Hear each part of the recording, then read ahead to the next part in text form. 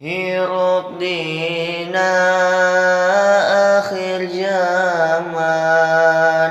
loba pisan kajadian anu terus karandapan kajalma anu ariman. Jaga jarak dina sholat, make masker ulah elat, silaturahmi dipegat, kabatur jadi hianat, datang deui pengunduran tahun baru umat Islam, dua gelombang Jumatan,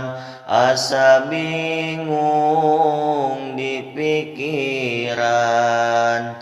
kumaha antisipasi nanjerkeun agama Gusti, geuning loba ahli ilmi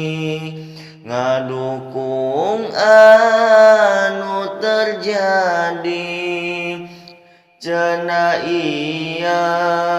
aya elat Covid tacan tamat, jadi hukum ti aparat, mentak urang kudu taat. Kumaha ceuk para santri sadaya anu terjadi, loba hukum anu qati dirubah teu paur deui, mun elat jadi alesan moal pasar dibukaan, maksiat aya syaratan diantep tur di dukungan,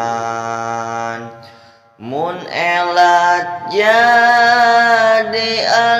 alasan moal pasar ning dibukaan,